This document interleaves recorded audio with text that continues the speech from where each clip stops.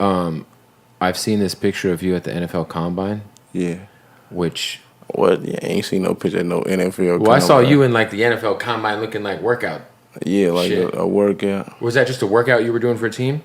I don't know how you see the picture. You ain't read the article that came with it. I just saw a YouTube video where they were talking about you and like I was just watching some of your high school highlights and your college shit. Like I saw like What YouTube video you seen?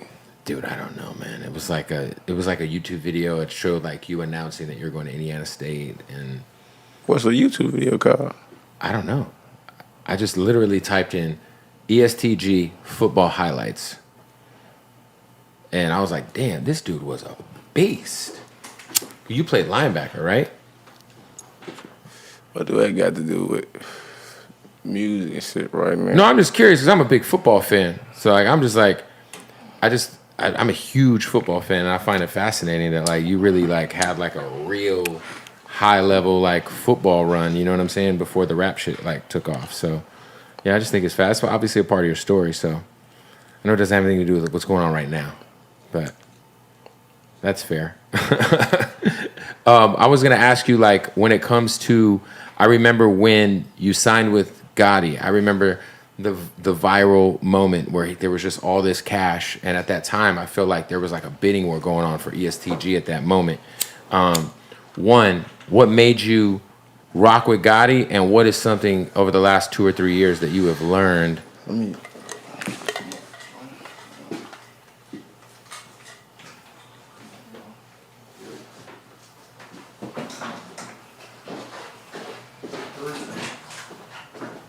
All right, fire up the hibachi. We about to cook in a minute, but we got to let it get warmed up. We put the oil on that bitch, and then we going to get to cooking. Let's just talk about the facts first. So, that interview right there, EST Gee walked out after Bootleg Kev started talking about football. It was something like 24 minutes as far as the interview. And guess what? EST Gee was 2 hours late for that interview. So we'll keep that in mind. Just tuck that in your back pocket. The clip goes up from what EST Gee says minutes after he leaves. So after that, EST Gee puts up a message that we're going to read. Excuse my reading with this dog because it's kind of... So, Bootleg Kev, you trying to play it like I walked out because of football like ain't did. See what I'm saying? Like ain't did. See, it's going to be hard for me to read this shit, so just bear with me.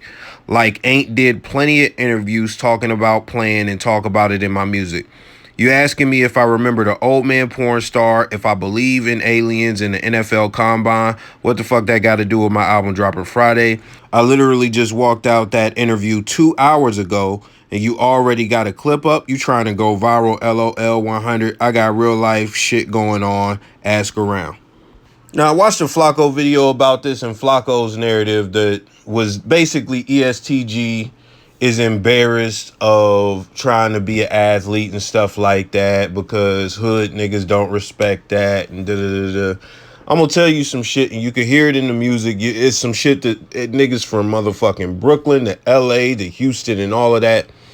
Niggas can agree with this. Flacco is right to a certain extent. I don't think he's right in this situation. I'll get to that in a minute. But he's right to an extent. But I'm gonna tell you what that extent is. It's about 50-50 because it's so many street niggas around the globe, around the motherfucking, America and shit like that was good at hooping, like Cam and Mace, like fucking 2 Chainz, like whoever. Like, and those are just rappers. When we start talking about actual local hood dudes in your own city, it's so many basketball team ass niggas a trap. Period, point blank. It's so many football team ass niggas, all state ass niggas a trap. These are just facts. These are just motherfucking facts. So when you get past that, that's one end of the shit. But then you got, and you hear it in the raps, the unathletic street niggas trying to say you was a ball player. Like, go shoot some hoops. You ain't a real shooter, nigga. You ain't da-da-da-da-da. I've been in environments where I see 2 street niggas arguing, and that be like a part of the argument that they like trying to discredit each other. They trying to shit on each other. And like, you're not even like that. You're a ball player.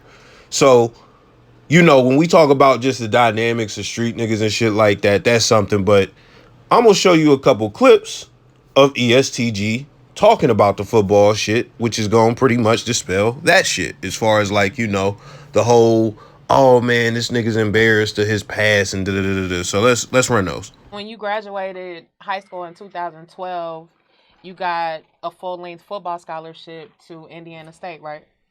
Yeah. What position did you play? Linebacker, like a outside linebacker, like a safety linebacker. You had fun playing? I just was always trying, you feel me, trying to do something with myself, you feel me? Like you were trying to get to that next level and maybe go to the NFL or something?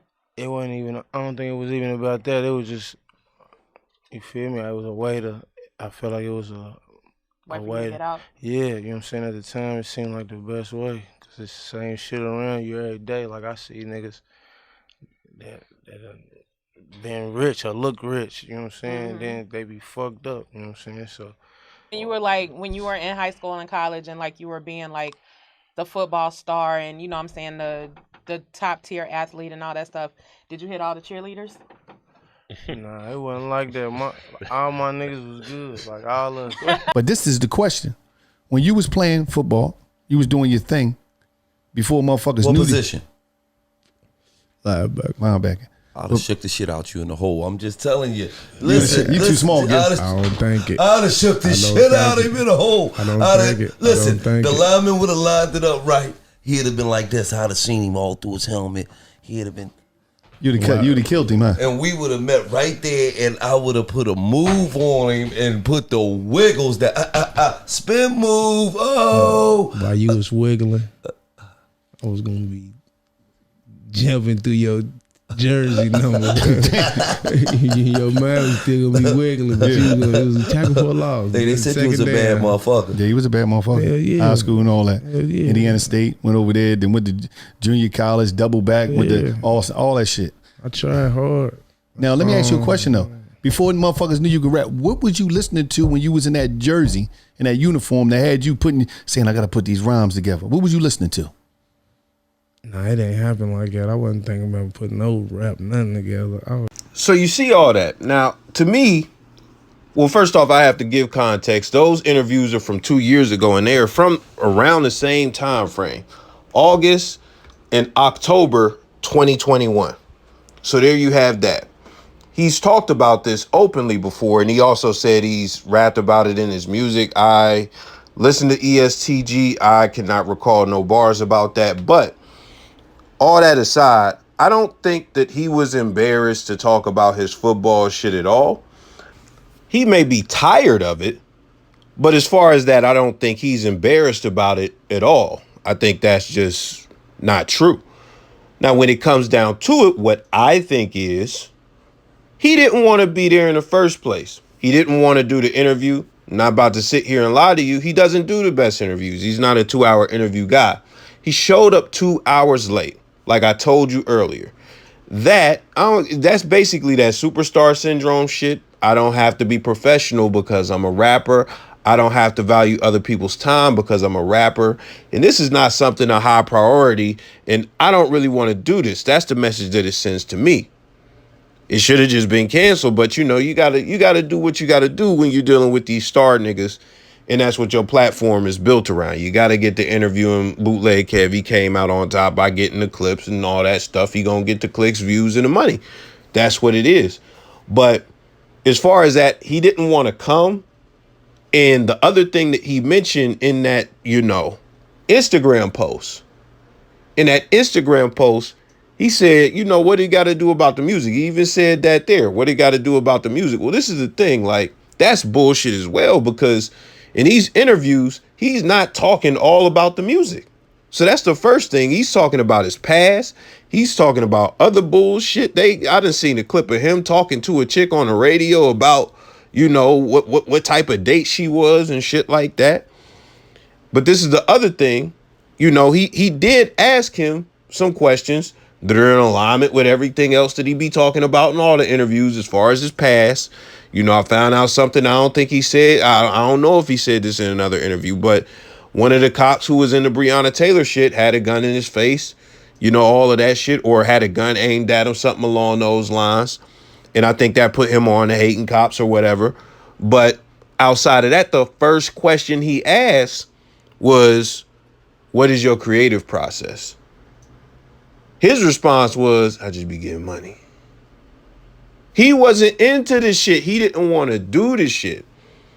So he should have just canceled it, and he should have not did it instead of being late and then getting mad that the nigga is asking about aliens. But I get it as well. And I'm going to say this before I get on to something I just seen. But I think EST Gee, he really want to preserve the image. And he don't really want to do like how Bobby did the interview with Drake and Yachty, or how what's that funny Marco do the interviews with niggas and it show like a more comedic side, or even an Eric Andre. He don't want to do nothing to where it's like too outside the box of just hood nigga shit and just preserving that hood nigga image, like, you know, shooter image and all that shit. He don't want to do nothing too outside the box, too fun. He just want to stay inside that box. That's what I think. But while I went in, because I was trying to find out if he was in the NFL Combine, I was trying to find that out. The first thing I seen was an article talking about EST Gee warns Bootleg Kev, and I was like, these niggas gassing it. He ain't warning this cat. But that screenshot that I got, that I'm not going to go back and edit, is cut off because whoever put it up, they was on some like, let's kind of protect him, even though this nigga put this shit out and millions of people follow him, and, you know, millions of people was going to see this shit anyway because it's going to circulate all through Twitter. And so I got this from another place, and this is the Hip Hop DX. They got the full screenshot. We're going to go over it real quick. So I read all this. I'm just going to read the part that was cut off. I got real life shit going on. Ask around. I don't feel like playing, so please don't play with me, because I play crazy. Yeah. Now, I don't think this is going to go any further, you know, because it's like he got the clip. He posted the clip. It is what it is. He was 2 hours late for the interview. You know, and even then, who else is he going to talk to about that shit with? Another rapper? But I just think it's funny that, you know, these niggas just be so quick to just threaten anybody. That's just some funny shit to me. Like, these cats be like, bro, it's Bootleg Kev. That nigga didn't shit on you. He didn't say nothing bad about you after you left. You chose to walk out. He put up the clip. This is some of the most non-threatening shit. I understand you having an issue with it because of how you feel. Even though being 2 hours late, you in the wrong, even though doing an interview you didn't want to do, what the fuck is you doing? Even though I feel like your expectations is funny because you expect this nigga to just give you the same interview everybody else gave you, or just like ask you about the music for an hour. You know, you still entitled to feel however you feel about the shit. But when the nigga didn't threaten you, he didn't harm you, he didn't say nothing greasy about you, for you to say, don't play because I play crazy. It goes back to the Charlemagne the God Birdman shit. Niggas is always trying to get tough with the media niggas, man. Always. Now, granted, Charlemagne be stepping over a lot of lines, so he's not the best example to use, but you see Sean Cotton getting threats from Say Cheese. Vlad be getting threats, you know, we can go around the board with that shit all day. Joe Budden then definitely got threatened a bunch of times and shit like, but he be doing a little bit too much sometimes. So it is what it is. But, you know, a lot of these niggas be extra tough when it come to threatening the media guys. This is one of the worst I've seen because this motherfucker don't even pose a threat and he didn't even disrespect them. So it's like, what are we even fucking talking about? So even though I don't like how Act be wigging out and shit like that, I understand it. Especially after all the Meek Mill, like Meek Mill just thought he was just the sweetest butter pecan. And even if Act is the most sweetest butter pecan, it's like, man, at the end of the day, we fucking men. We fucking men. That's just what it is. So niggas got to stand up for themselves at some point. Now, I don't agree with or condone a lot of the shit Act be doing, but you know, when y'all trying to shit on a nigga like on Everyday Struggle all the time, when y'all trying to shit on him in the media and shit like that, And he's the top media nigga. And you just see how this nigga tried to like threaten this nigga as far as Bootleg Kev. I understand why Act be lashing out the way that he do. Because it's like y'all be trying to like embarrass niggas. Y'all be trying to get off. And y'all be trying to like threaten to harm niggas who don't even mean you no harm. But that's the risk you run. Fucking with these gangster rap niggas, the fucking who be promoting all types of death and shit like that, being in the same sphere as them.